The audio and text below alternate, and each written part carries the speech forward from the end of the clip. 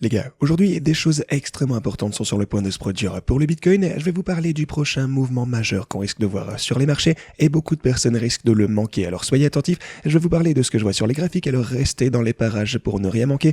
Je vais vous parler de ce qui s'est déroulé avec le plafond de la dette dernièrement, toutes les dernières nouvelles, à quoi est-ce qu'on peut s'attendre à l'avenir. Il y a quelques différentes choses qui se passent actuellement sur le marché auxquelles on doit faire attention, ce qui pourrait emmener le Bitcoin beaucoup plus haut sur le plus court terme. C'est aussi quelque chose auquel beaucoup de personnes ne font pas attention, donc restez dans les parages, assurez-vous de rester du début jusqu'à la fin. Je vous informerai également bien entendu de mes stratégies de trading ainsi que des prochaines transactions que je suis sur le point d'entreprendre. Alors encore une fois, restez par ici, bienvenue à tous, je m'appelle Maxime et je vous apporte chaque jour des nouvelles vidéos en français sur la crypto-monnaie en vous apprenant comment vous faire de l'argent sur ce marché. Si vous êtes nouveau sur cette chaîne, alors soyez sûr de vous abonner et d'activer la cloche dès maintenant. Ok, ceci étant dit, pour commencer, on a vraiment vu une belle poussée au cours de la journée d'hier, ça fait plaisir. La ligne orange en gras que vous connaissez continue de maintenir le prix. Vous voyez qu'on a été soutenu 1, 2, 3, 4 et 5 fois ici. Et après qu'on se soit fait supporter sur la cinquième fois ici, les bulls ont vraiment repris le contrôle du marché et vous avez eu vraiment une grosse chandelle verte à la hausse, ce qui fait plaisir. Ce que vous voyez en ce moment, c'est en fait l'un de mes patterns préférés sur l'intervalle un petit peu plus court. Ce que vous pouvez constater, c'est qu'après avoir eu une grosse poussée, on a de la consolidation, donc vraiment consolidation latérale, et ceci nous mène généralement à une autre grosse poussée. On appelle ça un bull flag. Et vous voyez la même chose juste ici, en fait, de grosse poussée. Vous avez de la consolidation latérale, je précise une fois encore, et ça conduit généralement à une autre grosse poussée jusqu'au niveau de résistance suivant. Alors, pourquoi est-ce qu'on a trouvé de la résistance à ce stade pour le coup, vu qu'il n'y a aucune ligne? Eh bien, dans ce cas, vous savez que pour trouver une réponse, j'aime bien surveiller les moyennes mobiles. Elles sont vraiment un moyen simple d'identifier les niveaux auxquels le Bitcoin va simplement rencontrer de la résistance. Et sur l'intervalle de 4 heures, si j'active ceci, eh bien vous pouvez voir qu'on a été parfaitement rejeté par la moyenne mobile de période 50 sur l'intervalle de 4 heures. Vous voyez ici, 1, 2, 3, 4 et 5 fois. On a essayé de dépasser ceci et on n'a jamais réussi à le faire jusqu'à maintenant. De plus, si je passe même aux moyennes mobiles sur l'intervalle journalier, vous savez qu'on avait également cette ligne en mauve ici, la moyenne mobile de 100 jours dont on a parlé assez bien dernièrement, et c'est le même poids auquel on a été rejeté ci-dessus également. Donc oui. Vous voyez la moyenne en mauve ici, la moyenne mobile de 100 jours, et vous avez la moyenne mobile sur l'intervalle de 4 heures de période 50 juste ici, qui sont plus ou moins au même niveau. Donc voilà, les choses extrêmement importantes, c'est qu'il faudra franchir rapidement si on veut voir un autre mouvement soutenu à la hausse, potentiellement atteindre les 27 200 $, mais il faudra d'abord affronter ces deux résistances. Ok, donc voilà un petit peu les choses à surveiller pour le plus court terme. Et bien sûr, comme vous le savez, on a également 27 200 $ comme prochaine résistance, bien entendu, si on essaye de revenir jusque-là. Vous avez 26 430 en tant que support si jamais on revenait dans ces alentours. Et pour le coup, si je prolonge un petit peu tout ceci, attendez, laissez-moi voir si jamais on avait un mouvement plus important, ce que je n'exclus pas bien entendu, alors on a également ce niveau ici, 27 400 $ et 27 700 juste en haut. Alors les gars, je vais bien entendu vous parler de mes trades un petit peu plus tard dans la vidéo, de mes stratégies de trading, de tout ce qui s'est déroulé avec tout ceci, ce que je m'apprête à faire très bientôt en tant que trade. Mais d'abord, parlons rapidement des marchés traditionnels. Parce que les marchés traditionnels, de leur côté, ont connu également une grosse poussée durant la journée d'hier. Vous pouvez voir qu'il s'agit de vraiment mouvements importants en termes de pourcentage également, et on approche maintenant de cette ligne rouge ici. Comme vous le savez, la ligne rouge ici, c'est généralement... c'est un peu comme ça que je le mesure en fait, c'est généralement là qu'on commence à voir s'il s'agit d'un rallye de marché baissier, c'est simplement ce qui signifie qu'il s'agit d'un rallye dans un bear market, alors on risque de voir un renversement et d'autres chutes. Simplement, si on devait se renverser à un moment donné, eh bien c'est lorsqu'on a tendance à atteindre ce niveau, genre la ligne rouge qu'on a un petit peu en haut ici.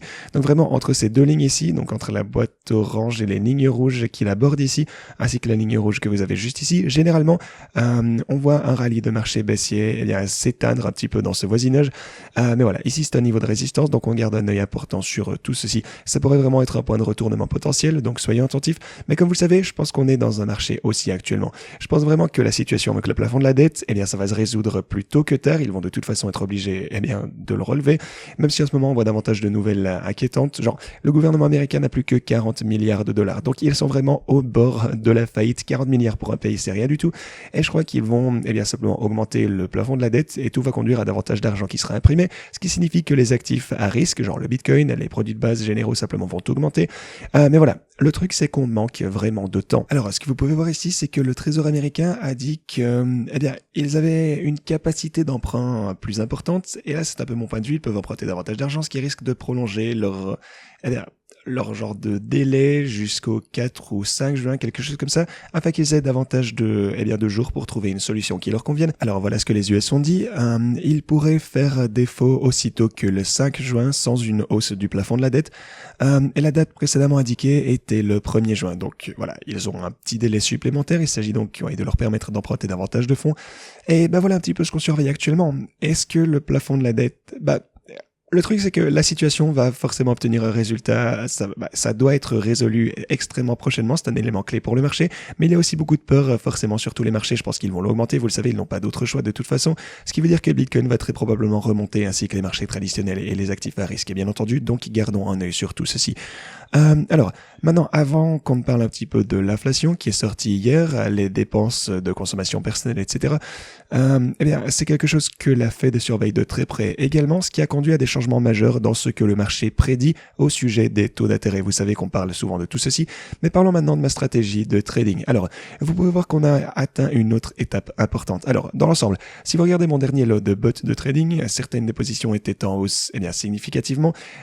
Certaines d'entre elles étaient en baisse dans l'ensemble, genre ici 3000, là on a $3 500 de ce côté.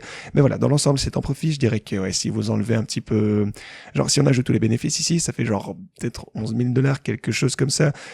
Si vous enlevez les pertes, donc ici on a peut-être, attendez, genre de ce côté $2 500, un truc du style, on réalise toujours des bénéfices importants sur les stratégies de trading et c'est tout ce qui compte, bien entendu. Ça peut pas être parfait. Le dernier lot que j'ai ajouté ici, il y a un peu plus d'un mois, ça fonctionne toujours, mais on a une étape très distinctive, une augmentation de 50% en un mois seulement, ce qui est absolument fantastique.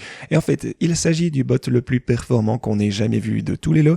Pour le coup, à part celui-ci, en fait, qui a vraiment une valeur aberrante ici, on avait réalisé 101%, c'était un truc de dingue. Mais voilà le truc, de toute façon, tout se passe toujours extrêmement bien ici, sur les bots de trading, et également pour ce qu'il s'agit des positions de couverture, on est au seuil de rentabilité, ici on est en hausse de $4 000, donc dans l'ensemble, on a fait environ 15 000 de profit, ce qui n'est pas si mal. Je continuerai à vous tenir au courant à ce sujet à l'avenir et tout, de toute façon. Vous connaissez ma stratégie, j'en ai encore parlé dans la vidéo d'hier, les mouvements que je compte faire à l'avenir, toutes mes positions, si jamais on voit une grosse poussée, ou même si on rechute, vous savez ce que je vais faire si on continue de latéraliser, qu'on voit une grosse chute ou n'importe quoi. J'attends l'annonce du plafond de la dette de leur part, simplement de voir l'augmentation du plafond, on l'espère. Et donc oui, ça veut dire que le Bitcoin, espérons-le, va augmenter de manière significative et qu'on pourra peut-être atteindre les TP sur les stratégies de trading et à ce moment-là, je réévaluerai la situation. Mais si on voit pas de grosses poussées, alors je vais devoir un petit peu, je vais clôturer tout ceci en fait et je vais entrer dans des positions à levier distinctes. Donc voilà, je continuerai à ajouter à toutes ces positions et puis je vais recommencer forcément à rajouter un lot de bots. On va continuer notre voyage de $4 000 au fameux $1 000 000 durant ce bull market. Comme toujours, je vous montre tout sur la chaîne, quoi qu'il se passe afin que vous puissiez suivre tout ceci et vous faire votre avis. Si vous souhaitez utiliser ces stratégies de trading par vous-même, vous pouvez aller sur le lien en haut de la description. Vous avez le lien OKEx ici, n'hésitez pas à vous inscrire en utilisant ce lien. Vous pourrez aussi réclamer jusqu'à $60 000, c'est un bonus limité dans le temps. Et une fois que vous avez rejoint, vous cliquez sur rejoindre ici. Maintenant, vous pouvez encore gagner plus en rejoignant le concours de bots ici qu'on a sur ce lien. Et puis vous pouvez descendre en bas de la description, obtenir les paramètres exacts pour les bots en un seul clic et configurer les mêmes paramètres que moi. Ok, parlons maintenant de l'inflation. Alors, concernant les données qui sont sorties hier, ce sont les dépenses de consommation personnelle et ça a en fait été plus élevé que prévu, ce qui n'est pas pour le coup ce que la Fed veut voir. En fait, vous pouvez voir que le PCE de base a également augmenté d'un mois à l'autre, ce qui est encore une fois un relativement mauvais signe. Pour le coup, on voit des signes que l'inflation est persistante et ça donc conduit le marché à croire que la Fed, oui, vous savez que ça change tout le temps et cette fois, il croit qu'ils vont augmenter les taux d'intérêt lors de la prochaine réunion. Alors, le 14 juin, c'est là qu'elle se déroulera, on aura une autre réunion de la Fed. Vont-ils laisser le taux d'intérêt demeurer à 5%, tel qu'il est actuellement, ou est-ce qu'ils vont ajouter 25 points de base supplémentaires? On va voir. Pour le coup, actuellement, le marché croit que... ça, c'est vraiment un gros contraste avec ce que le marché croyait il y a quelques jours à peine. Maintenant, vous pouvez voir que le marché s'attend à une autre hausse de 25 points de base. Donc voilà, ici, 65% pensent que c'est possible, contre 35% qui pensent donc qu'on ne va pas avoir une autre hausse des taux. Et ouais, pour le coup, aucun pourcent ne pense qu'on va voir une chute, forcément. Donc ouais, pour le coup, c'est une bonne chose, encore une fois, que le marché soit pessimiste. Je vous ai expliqué ça, ça nous laisse davantage de marge de manœuvre. Maintenant, une dernière chose, je voulais vous parler de ceci. CZ a laissé entendre que Pékin et la Chine pourraient à nouveau légaliser la cryptographie. en général, donc que ce soit les crypto-monnaies, etc. Donc bien sûr, c'est énorme, c'est une grosse nouvelle. Ils ont publié un white paper sur le Web 3.0 sans trop savoir ce que ça implique. Mais voilà, entre les lignes, on pourrait voir un gros mouvement de la part de la Chine bientôt. Donc voilà, ils risquent de légaliser la crypto, ce serait évidemment énorme. Les gars, je continuerai à vous tenir au courant à ce sujet. Ceci étant dit, c'est tout ce que j'avais pour vous aujourd'hui. Merci beaucoup d'avoir regardé et moi je vous dis à la prochaine.